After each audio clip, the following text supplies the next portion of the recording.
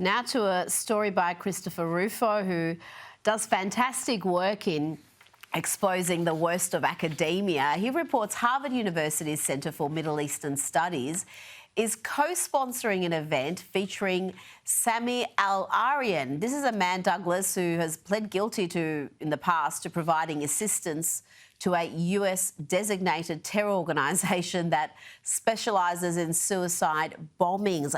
What is Harvard thinking co-sponsoring an event like this? It's so crazy. I mean, Al-Arian is somebody who's been on the radar of a lot of us for a very long time.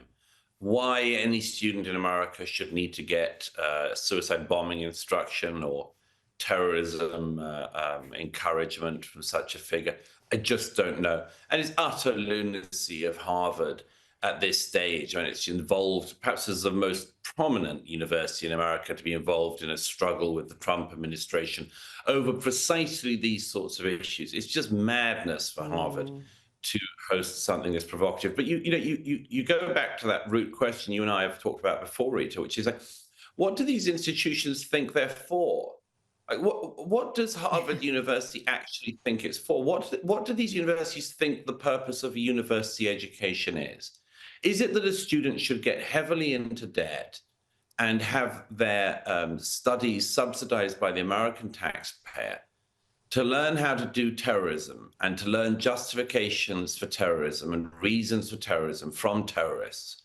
Or is it to actually learn something practical and develop practical, usable skills that are going to further not only the career of the student in question, but advance the interests and the capabilities and the innovation of the country that's educating them?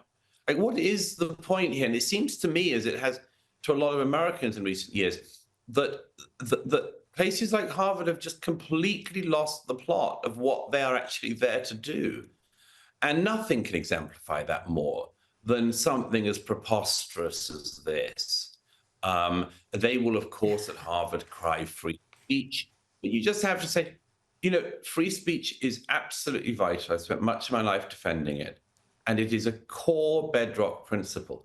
But even without there being any illegality, you have to say, what do you want to use the speech for? And you just can watch. It's not a criminal matter. It's not a civic matter. It's just a matter of watching. And if an institution says, we don't want you to crack down on our free speech, Mr. Trump, etc., you go, okay, and what are you using the speech for? Oh, you're using it to bring terrorists onto campus to educate the next generation. That is an odd thing to do with such a fundamental right, to put it at its lightest. It is an odd thing to do, and if you're going to claim free speech, then you better be consistent about it, and Harvard and other universities have not been. You can't hardly get a mainstream conservative on campus without all sorts of uproar from the staff as well as the students. So, yeah, the free speech argument rings a little bit hollow when it comes from the likes of Harvard. Now, Douglas, I want to ask you about what's happening in the UK with the Tories. They should be flying in the polls. You've got the Keir Starmer government, they're inept. Labor is flailing, but the Tories are also struggling. They're trailing reform, and their leader is on the BBC talking about getting kids expelled at school. I was the person who would say that person is copying notes from the other person. I was the tattletale in the class, like getting people into trouble. Because even then I hated cheating, because there I was, I wanted to be first in the class, and I've done all the work. And then there's some people who are copying notes and saying, why should they get away with it? I stood up in the middle of the exam and I stood up and said, he's cheating, he's the one that's doing it. And that boy ended up getting expelled. And I didn't get praised for it. Now, I've been an admirer of Kemi Badenoch, but who is advising her? This story isn't endearing. I mean, why is she spending any sort of valuable airtime she has coming across on some dibber-dobber? Yes, I didn't think that was the wisest story to tell, because as you say, Rita, it's not an enormously sort of humanizing story. To her credit, I think that the reason why Kemi Badenoch told that would have been because she does have, and she has talked about this basic sense of fairness that she's right to recognize exists in the British people.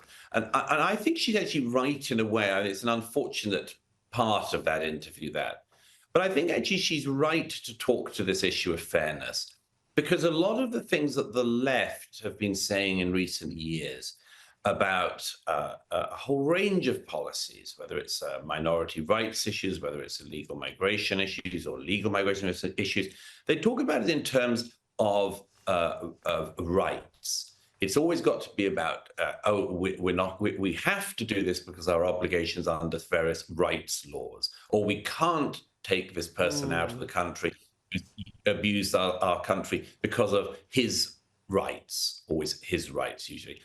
But there is another way of looking at that, which is actually a more conservative way, which is say, we don't need legislation, let alone foreign legislation, to make these decisions about the future of our country. What the British people seek, I think, like the Australian people and the people of America, they seek fairness in the system. They want the system to be fair. For instance, that people who have paid into the system are given priority over people who have never paid in when it comes to taking out from the system. So, yes, I agree with you, Rita. It's not the most endearing story. I don't know who did advise her to tell it, if anyone indeed did. But I do think there's a theme of conservative counterattack in there somewhere, which is worth picking up.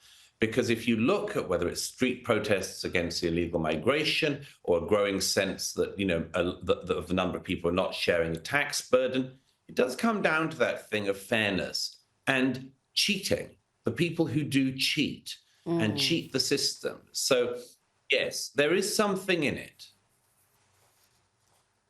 Douglas Murray, thank you so much for your time tonight. Such a pleasure as always. Thank you.